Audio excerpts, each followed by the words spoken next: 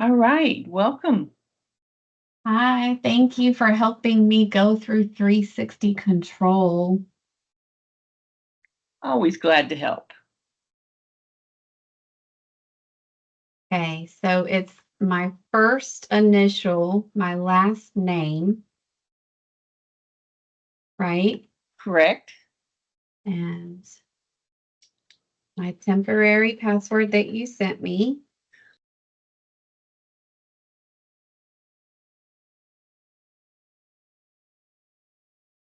And you'll see once you log in for the first time, it's going to ask you to change your password.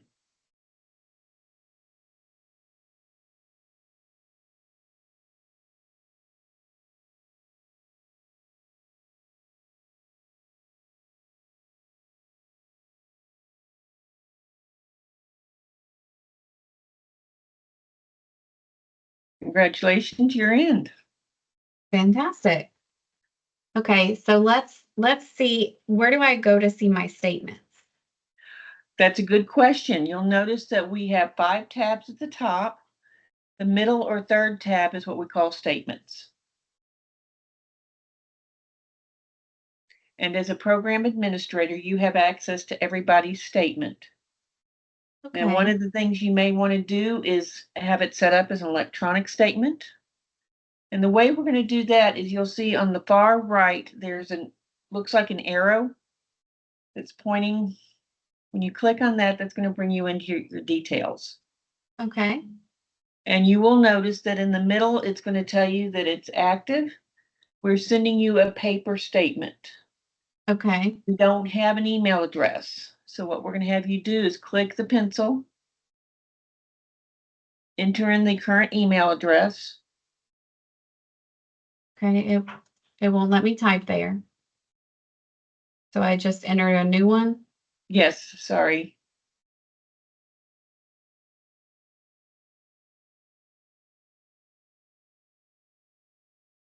Okay. So we're going to click enter. Now you're going to notice the email address is listed with the pencil to the right.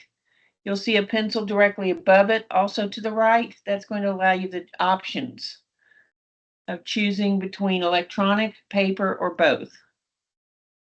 Okay.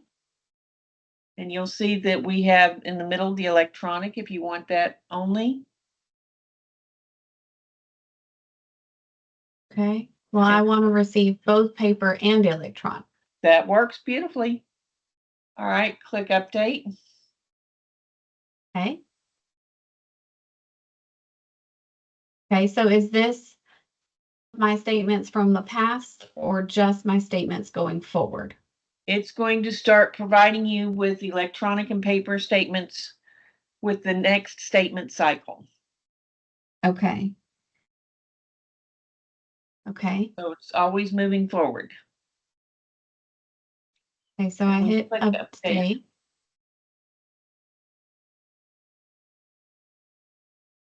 Okay, and I hit okay. So do I just hit cancel now? Actually, no, we use the arrow at the top. Okay. That'll take us back to the list of everybody. Now, while we're here, I do want to show you one thing real quick. You'll Okay. notice that on the far right, we now have a statements tab or statements box. Mm-hmm. That box is where your statements are going to show up. Okay. So next month, I can come back in here and view my electronic statement for this card. Correct. Okay. And just as a reminder, we're going to have available the current statement plus any up to 12 additional statements. So you'll at any given time you'll have 13 once you get up to that point. Okay. So if I'm looking for something that's from the last year, I may have to reach out to the bank. Yes. Okay. So I see that this has a balance of 69.63. Where do I go to see this particular card's transactions? Well, you have two places. We can go into the transaction tab at the top, and that's going to show everybody. Okay. I see And that. you're going to notice that it is everything is grouped by cardholder, and once it's once it's grouped by card holder, it's grouped by date and time. Okay. And if you need to narrow this down to an individual card holder, we have two ways of doing that. What I like is the quick search only. So if you go up to kind of up catty corner to the right, you'll see a box that says quick search only. Mm-hmm. You put in the name, you put in any bit of information that will narrow it down. So you could put in like admin 1, general 2. Or if it was by card holder, I would use their name, right? Yes. Okay. Good job. Okay. And then if you want to look at more detail, you'll see that on the screen, we give you the basics. We give you the date, the time, the amount. And we have more information to the right, so you can get a bunch of detailed information. Okay.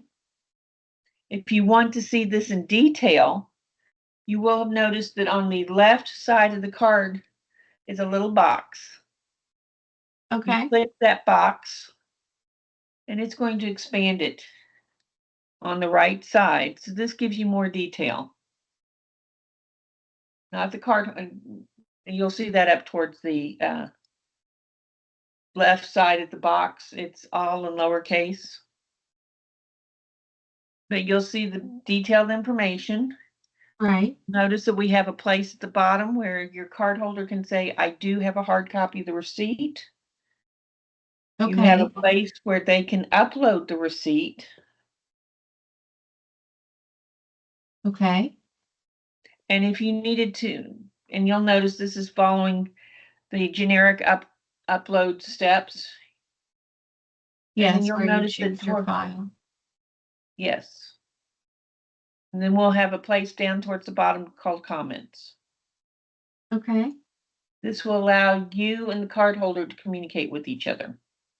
Okay. So if you need a copy of the receipt, you can ask for it here, and they can upload it from their computer. Okay. So does the card holder need access to this site to update and add receipts and They make will need comments? access, yes. Okay. Okay. So if I want to make a payment on this, where do I go? That's a good question. What we're going to have you do is go into the administration tab, Okay.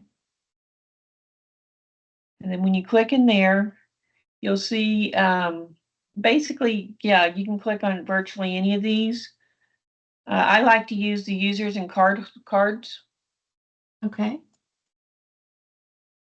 And this is going to give us a list of all the users, all the card holders.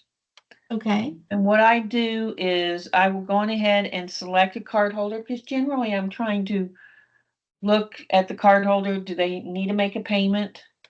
And just like what we did with the transaction, you're going to click on the box on the left side. And then you'll notice that the right side expanded. Yes. Now I did want to give you a hint if you don't do well with the expanded side, you don't like scrolling up and down, you're going to see that we have an icon that looks like a piece of paper. What that's going to do is bring this whole panel to fill up the full screen. Okay, so this one? Correct. It makes it easier to read for some people. And you'll also notice that once we expanded it, we have the card summary. These are links to various parts of the system. So Okay. you'll see the very first thing is to make one-time payment, set up auto pay. You would decide which one you wanted to do. Okay, let's do a one-time payment. And what we do in here, what the first thing we would do is put in the account information. If you don't see an account number in here, that means that we're looking for it. So on the right side, you're going to see you're going to see the word edit. And that tells the system we're opening it up. Then we're going to click the word add. Okay. And this is going to allow us to add the information.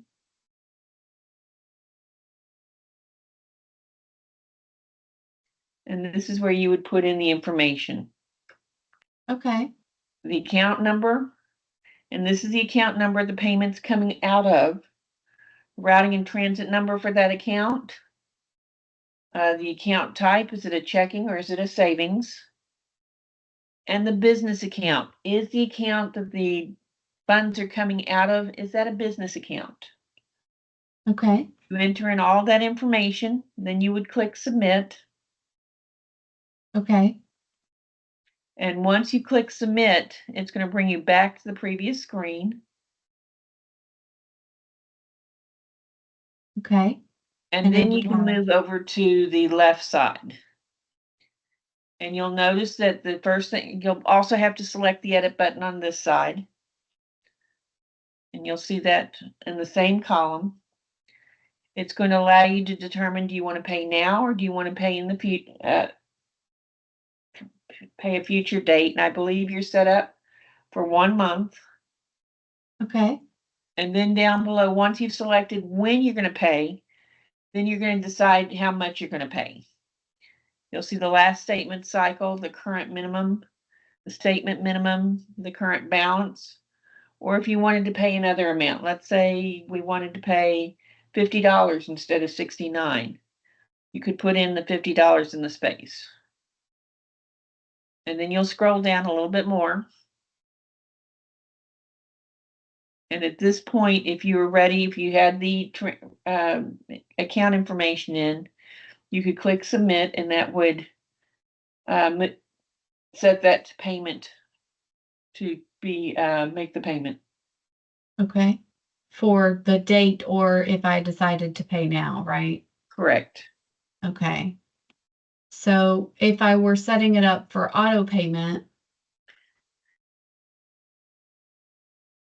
everything is the same. I would need to add the account first, and then I would need to choose how often I wanted it to pay.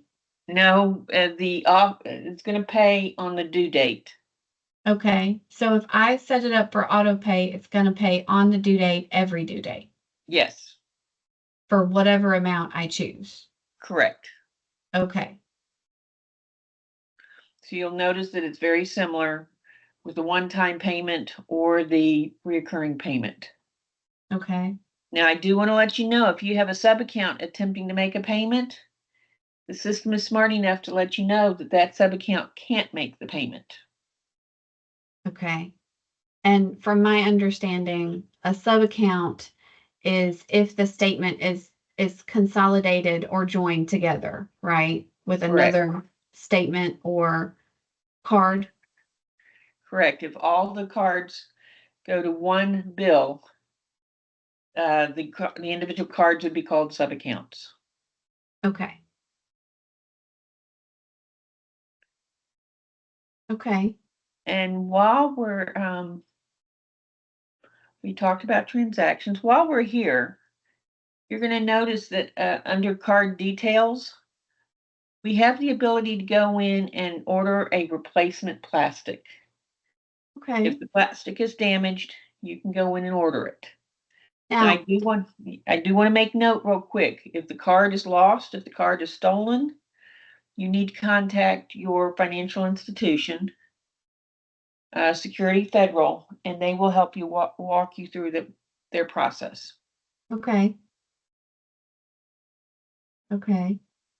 And that's just their normal 641-3000. Yes. Okay. What is this limit and strategy? What is that for? That is a real nice feature if you needed to change how much the cardholder has access to. You have the ability to do this. You can go in and, again, you're going to have the edit button. We don't want you to do anything by accident. Okay. You can come in here, and if let's say the card is temporarily misplaced, you can lower that credit limit so the cardholder can still use it, but it's not a major loss. Okay.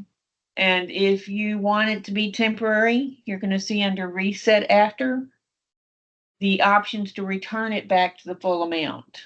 Okay. If you want this to be a permanent adjustment, you'll keep it where it is right now. It says do not reset. Okay. So if this person were going on a trip and I wanted them to have 5,000 instead of 1,500, I could do that here. Correct. And then I can set it for the date that they return. So if Yeah. I set this date for the date they're returning, will it automatically go back to the 1,500 the day It after? will. It will during nightly processing. Okay. That's So if they're good. coming back on Monday and you set for it to reset on Monday, they won't actually see it reset till Tuesday.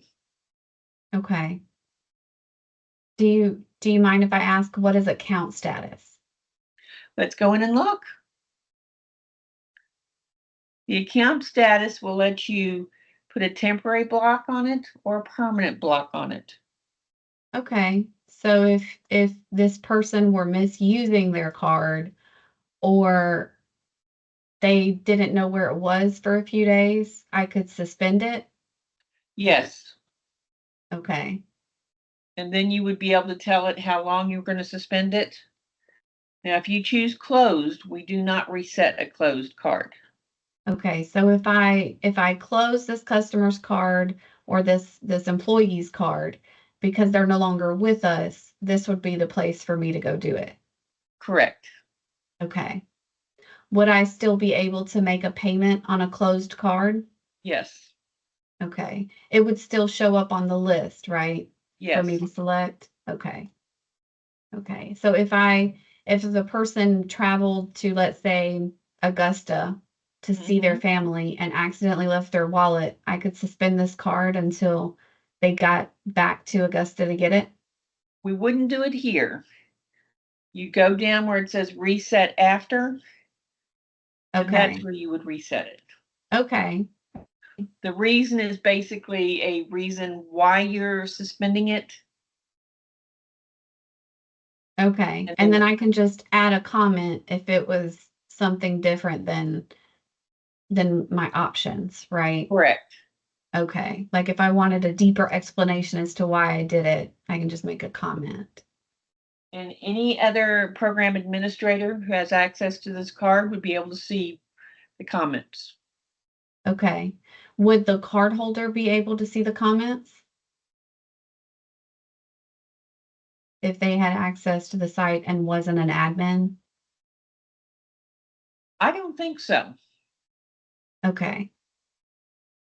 Okay. So if it's like a reprimanding type thing, then they won't be able to see that. They're not going to see this screen. Okay. This is They will only be for able to see the admin. results of the screen, but not what's actually on the screen. Okay. So just because I'm curious, what is advanced spending controls?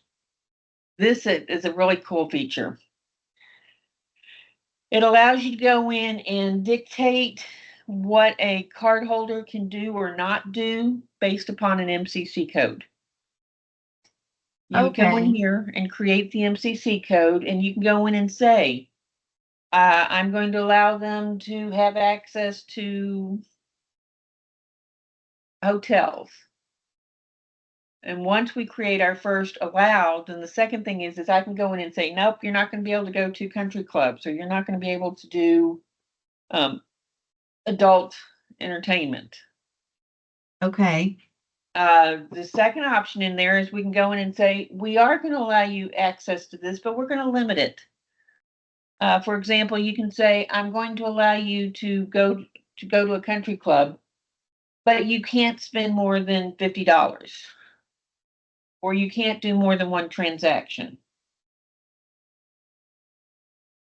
And then the Okay. third option we have in here is you go in and say, well, I'm going to limit you. You cannot go to the country club after 5 o'clock at night. And you can start using it again at 8 o'clock in the morning. Okay, so if I set that rule, do I have to go back in here and turn the rule off? No, I,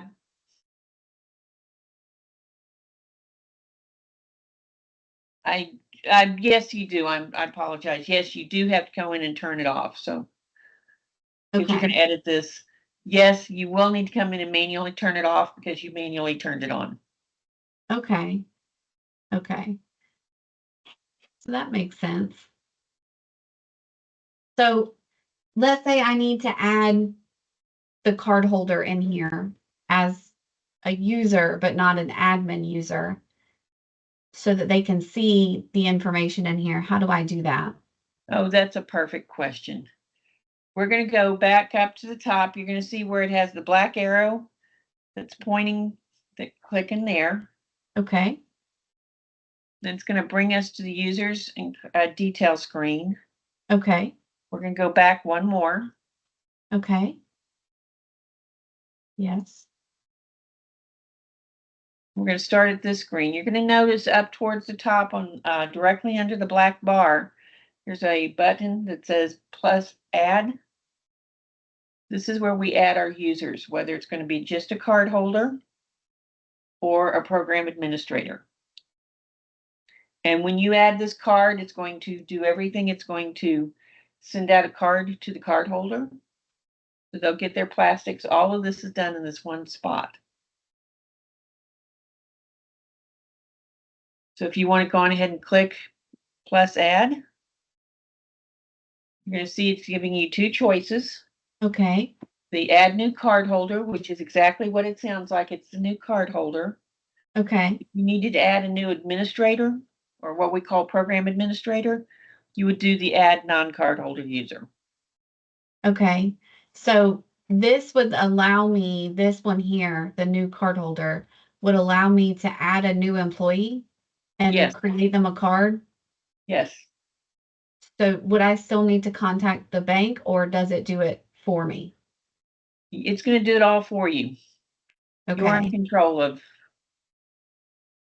That's great. That's a wonderful new feature.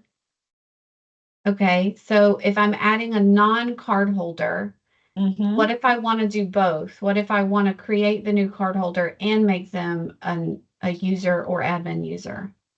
To allow them to have full extent of both roles, we encourage you to make them separate roles. Create a Okay. card holder, have them as a card holder. Create a user, a non-card holder, and have them as a non-card holder. If you accidentally put the two together, you would discover that they wouldn't have as much access, they wouldn't have the freedom that they would as two separate roles. Okay. So let's start with adding a non-card holder user. So from what I see, there's a lot of information that's necessary in here. That's a true statement. Okay. So if I want to add a user that isn't a card holder and doesn't have administrative rights, what do I do? You would talk to the wonderful folks at Security Federal. Okay.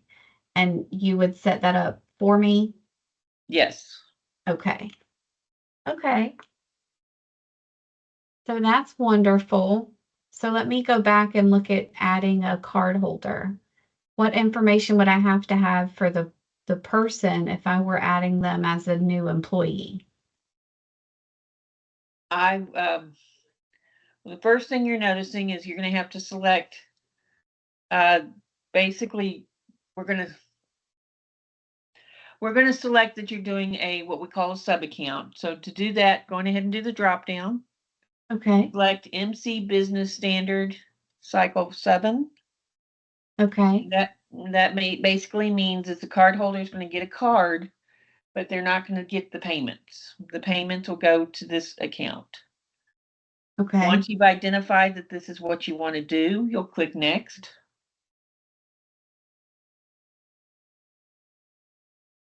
Where it says cardholder name. Now, one of the things I really like about this product is it gives you notes. It's going to let you know that when you're putting in this cardholder's name, first name, a comma, no space, last name. And the system will know what the first name and the last name when it comes to embossing the card. Okay. So I need to put last name first, then comma, first name with no space. Correct. Okay. And then I would set up their credit limit. What's Correct. the difference between cash limit and credit limit? Well, credit limit is everything. Merchandise, cash, anything that you use the card for. Cash credit limit would restrict strictly to the cash aspect of it. So like And getting you'll, a cash advance or getting money off the card at the store when it says, do you want cash back? yes. Okay. And you'll notice that what is important to the system is the credit limit. The cash limit is optional. That's for you as the administrator. Okay. We're not going to stop anything. We're not going to do anything based upon that limit. We're going to do it on the credit limit. Okay. So I would put in our street address.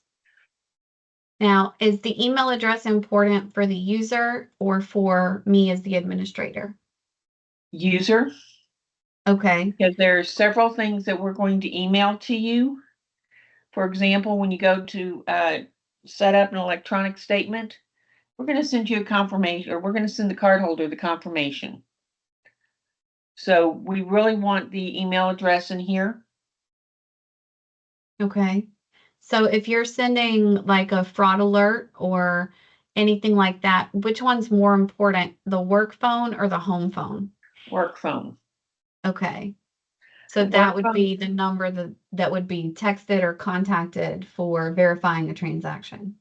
correct. And the work number is how we part of what we do to recognize the user who's um, signing on. That's part of our identification. Okay, so this address would be the address the card is going to, right?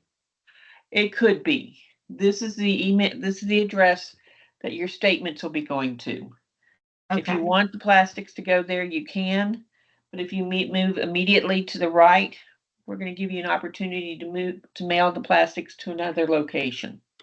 Okay. So if I want this customer to get their own statements, but I want the plastic sent to us, I can change it here. Yes, Okay. And if I want both, I can just leave it and make it correct. the same. Okay. So what is all of this? The CAS details. Ignore that. This is something specific for Security Federal. Okay. Okay. So let's try this out. We've got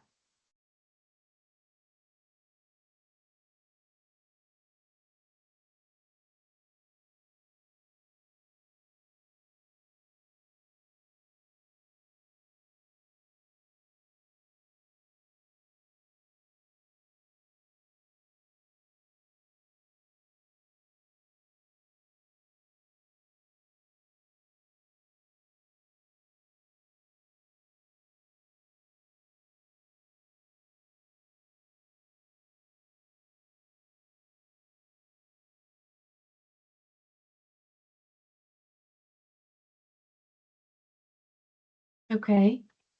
So now there's profiles. And I'm this is where we're going to registering select this. card holder. Okay. And then you're What going to select viewpoint. And basically what that means is we're going in and identifying what company do you belong to? okay. So I can And just click this little bubble or do I need click to the bubble. expand it? And then when you scroll down, you should have update. Okay.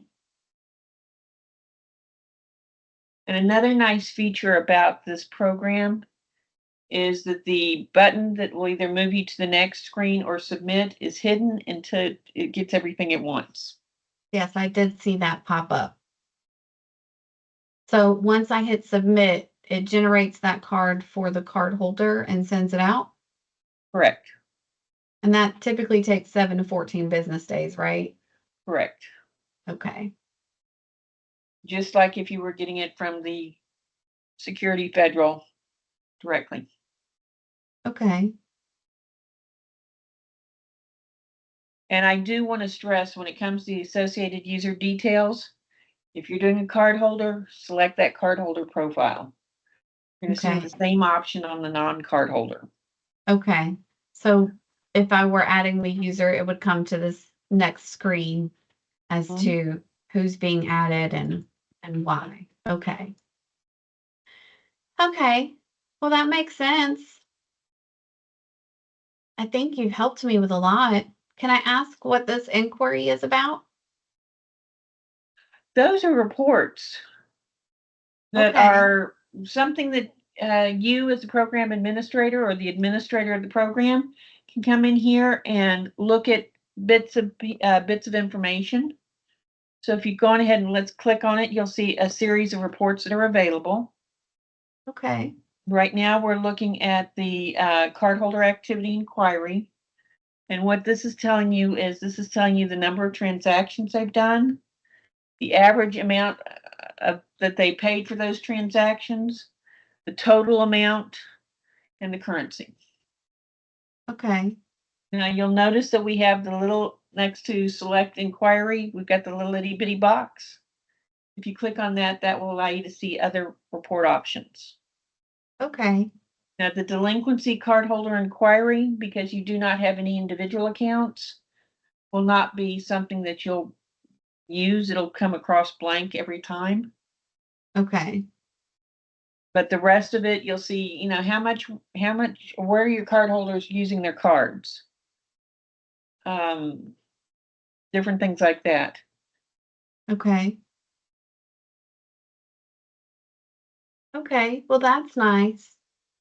And what is really nice is if you're interested in knowing where your cardholders are using their cards, if you go back to the dashboard, Uh-huh. we have a top 10 for you. Okay. And this will tell you the top 10 basically merchant groups. Where they're being spent the most. Correct. Okay. Okay. So is this message section for internal messages for like other admin users, or is this bank to us messages? This is for program administrators, and what you're going to see in there is anytime a card is ordered, you're going to see that it's going to list in the screen. If somebody is locked out of their account, we're going to see a message saying that that person is locked out. If Okay. there's any administrative assistance that the system is aware of, you're going to see that in the messages. Okay. So what happens if I get locked out? You have two choices. You can you have three choices. If you get locked out, the first thing you can do is go in and change your password and have the system go through it. If Mm-hmm. that doesn't work, you can talk to another administrator on your team, have them unlock you. Or in a worst case scenario, if there's nobody else there, you've got the wonderful people at Security Federal that can help you. Okay. So how would I remove a user? Let's say um, someone's no longer with the business and they're listed as an administrator or even as a cardholder. How do I go about taking them out of the system? Well, we won't take them permanently out of the system, but we can close them. Okay, so where would I Remember go to when we do were that? looking at the card holder, one of the statuses was closed and the other one was suspend? Right. Closed will permanently block them. Okay. So if And you it's a would user, how do I do that? An administrator. go into the administration drop down, Okay. go into users and card holders. Okay. And if it's a administrator that you want to permanently block, we go in and select that administrator. Okay.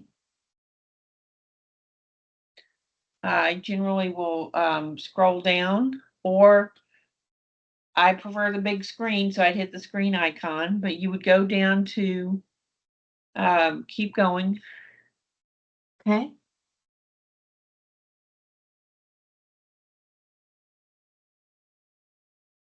I don't Up. see anything. Did I go too far? No, I went to the wrong place. Go on ahead and close this. Okay. And this is actually easy. You see the statuses? Yes. We would click on the lock. Okay. Lock them. So this would be the same place that I could unlock someone. Correct. Okay. Okay. And that's how you would lock or unlock. Okay. And you notice you can come in here and generate a new password. There's tons of places where you can create new passwords for them.